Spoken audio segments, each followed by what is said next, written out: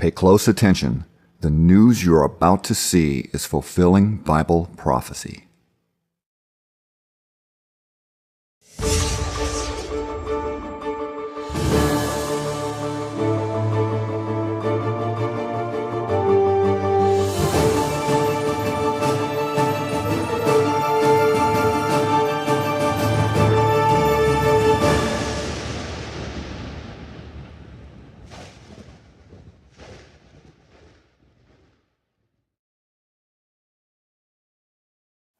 Welcome to another edition of YPN News, bringing you news as it relates to Bible prophecy and foretold by Yeshua Hawkins. Well, we talk a little bit about contamination in the foods, as well as some contamination in unlikely places that you might find in the church. I'm not talking about the bathroom either.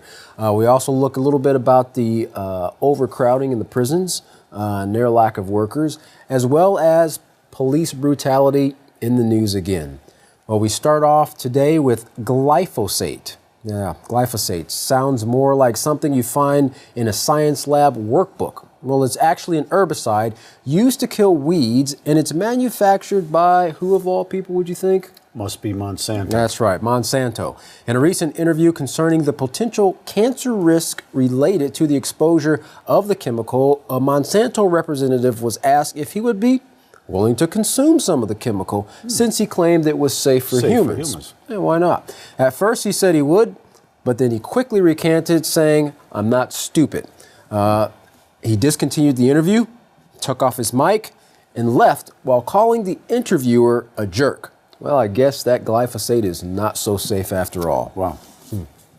Well, in a report out of UK, some of the most popular fast food chains that serve soft drinks, the ones that come out of those dispensers, of those, 6 in 10 served ice in drinks that contained more bacteria than the restaurant's toilet water. Wow, these must be like mom and pop, little small restaurant chains. Actually, you'd be surprised, Catan. We're talking McDonald's, Burger King, KFC, and even the famous Starbucks. Oh, wow. Now, they were all classified as having enough microbes to constitute a hygiene risk to patrons. Oh, that's scary.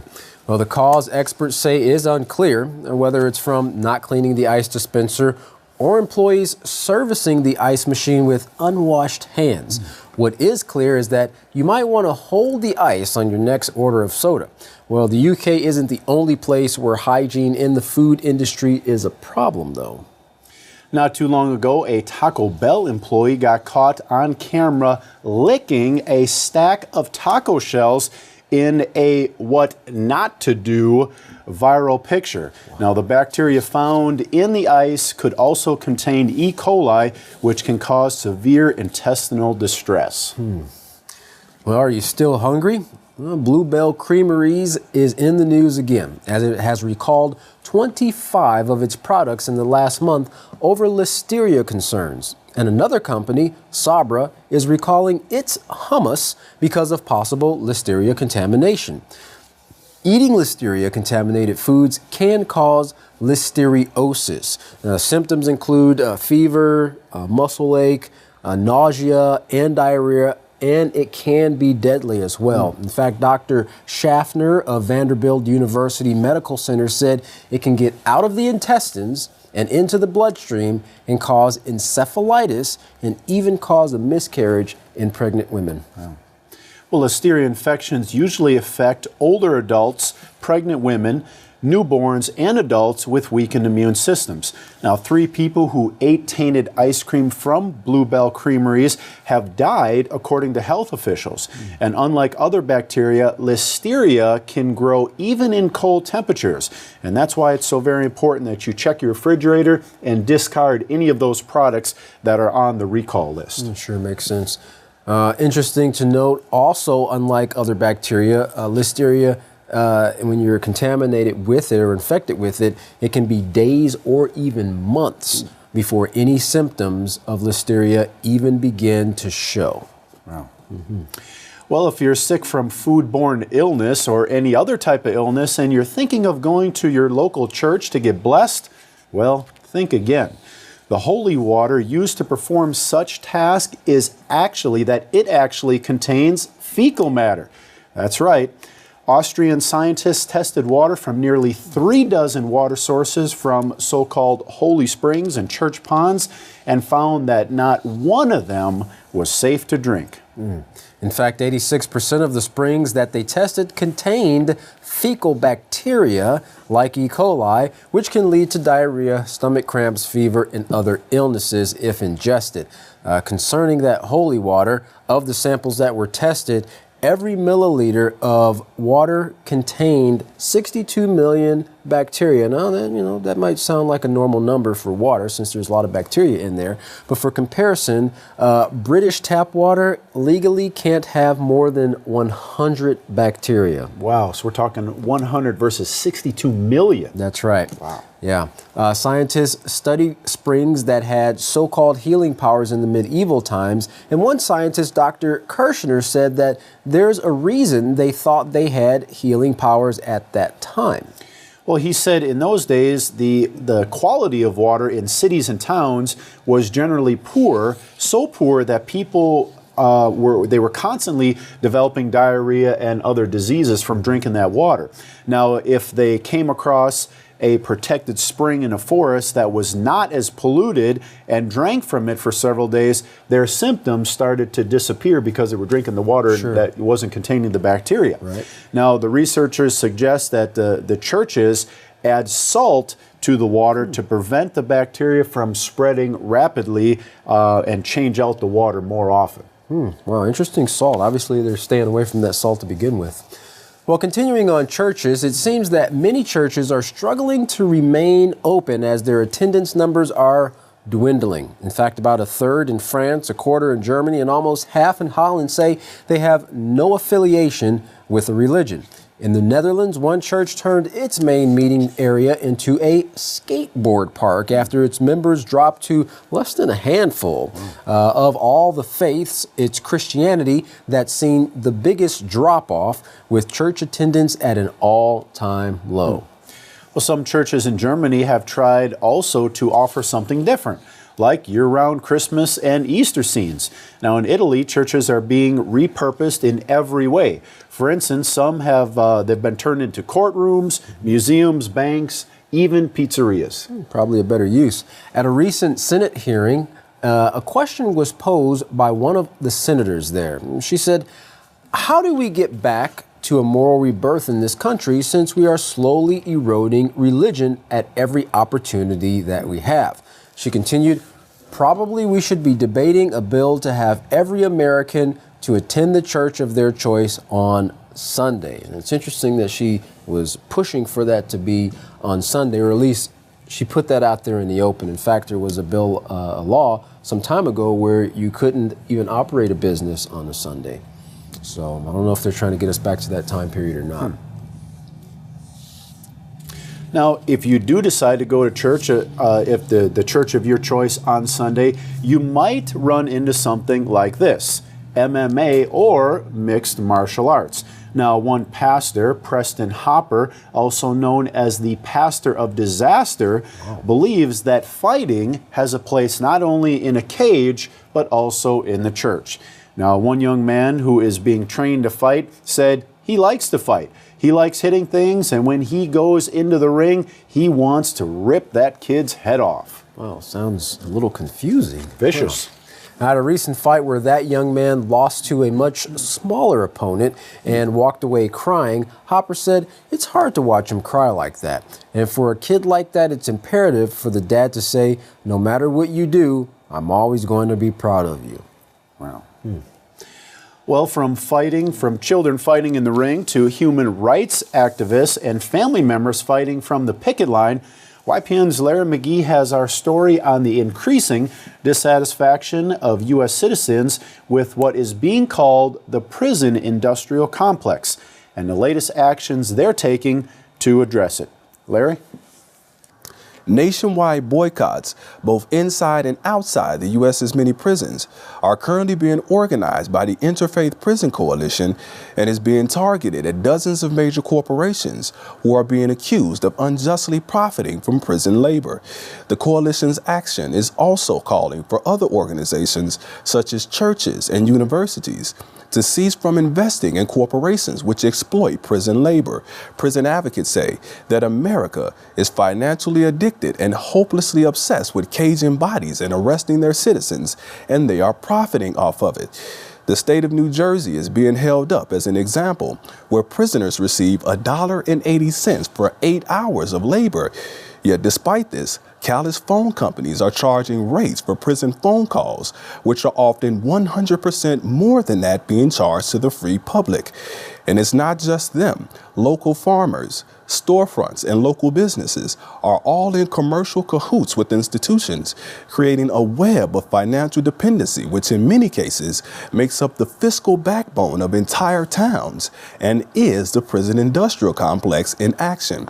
At present, 40 states allow prisons to unjustly exploit prison labor, and far from considering a change of pace, prison administrators are now said to be lobbying major corporations like AT&T, Walmart, and Chevron, who all have sweatshops overseas, to move their operation into prisons with the promise of even cheaper labor. Reports are that the prison industrial complex has grown by 350% over the last 15 years. And as a testament to just how out of control it has become, prisons are said to be pushing Congress to pass legislation to incarcerate more citizens. In places like Dalhart, Texas, there is also a hard push to hire more citizens. In prison, that is. The TDCJ Dalhart unit is desperately searching for employees in an institution which has close to 1,400 inmates, and yet only 56% of its needed staff. The institution has began throwing its money around, offering a $4,000 sign-on bonus, but is still said to be having difficulty finding many takers. Obstacles range from local competition from other industries to fear of working in a prison environment.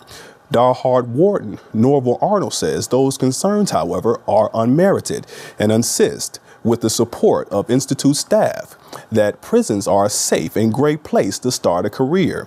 Nonetheless, despite the eagerness of some states to lock up its citizens for pay, residents like those of Dalhart are showing that not everyone is willing to sell out.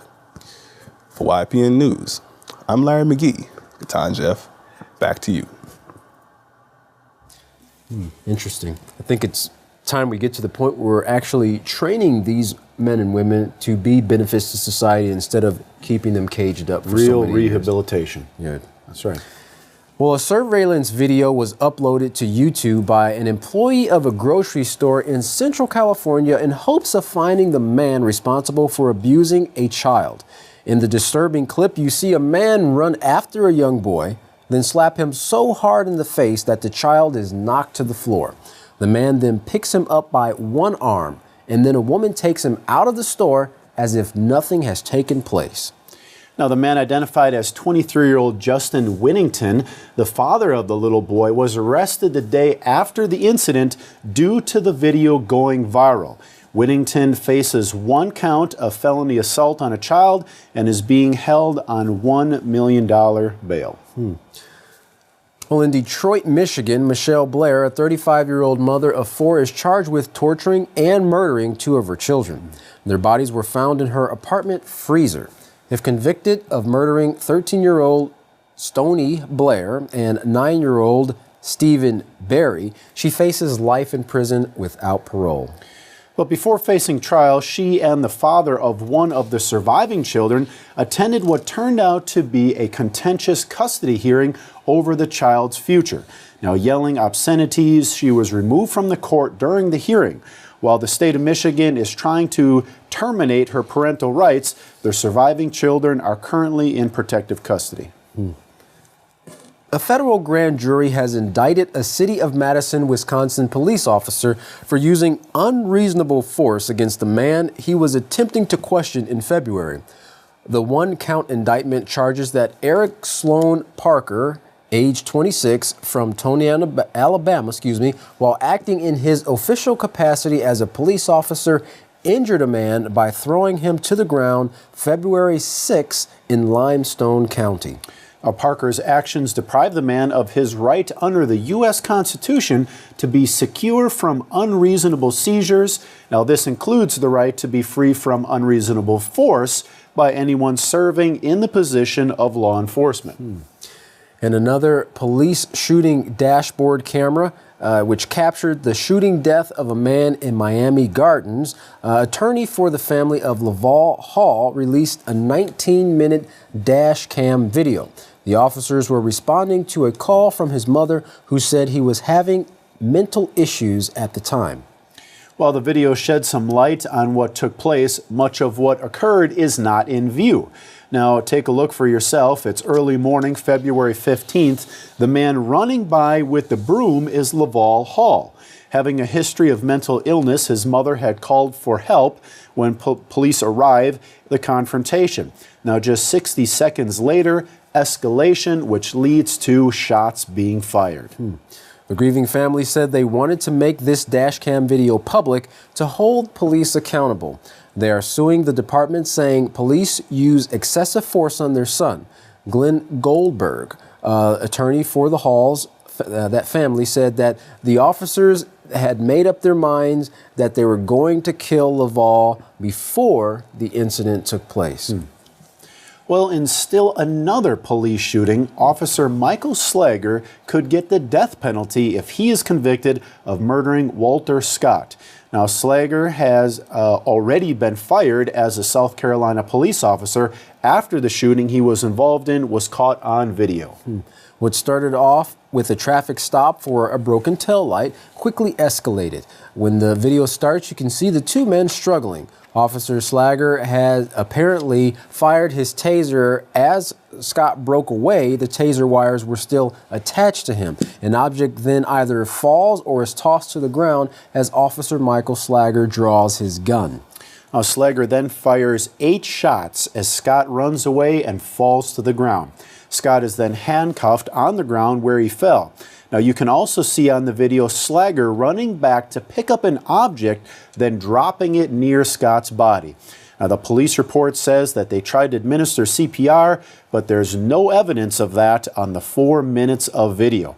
Officer Slager is being held in jail and could face the death penalty if convicted. Well, a disturbing scene was captured by an NBC News helicopter as Francis Jared Pusok, 30, attempted to flee from officers on what is reported to be a stolen horse.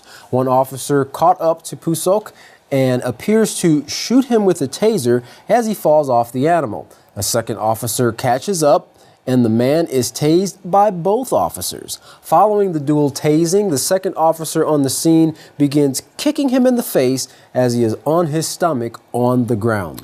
Now, the first officer then kicks the man in the groin, and both begin pummeling him.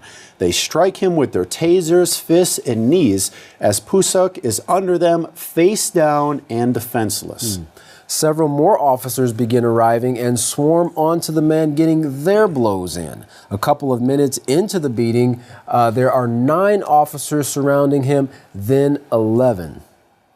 Now, in the 2 minutes and 11 seconds following the first volts from the taser, Pusok is kicked at least 17 times, punched 37 times, and struck with batons 4 times. Now, over a dozen of the blows appear to make contact with his head. His body appears to be limp and lifeless for over 45 minutes, during which time he received no medical attention. 3 officers were treated at a nearby hospital for dehydration, and 1 after being kicked by the horse. Well, watching these disturbing videos makes a person wonder how we could ever change this hellacious course mankind is on. Now, one man has been preaching and publishing a message of peace and change for over 50 years now. Yeshua Hawkins offers the way of peace and the solutions to all the world's problems and publishes them in his monthly writings. Now, order yours today and bring a change to your life. Here's how. You can order your free copy of the Prophetic Word magazine and the monthly newsletter by writing The House of Yahweh, P.O. Box 2498, Abilene, Texas 79604. You can call them at 1-800-613-9494. or visit them on any of their websites, www.yahweh.com, www.yisroelhawkins.com, or www.yahwehsbranch.com.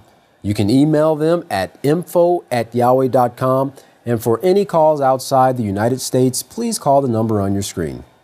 Well, don't go anywhere. Up next, another informative message from Yisroel Hawkins. From all of us here at YPN News, I'm Jeffrey Heimerman. And I'm Katan Alexander. Thanks for watching.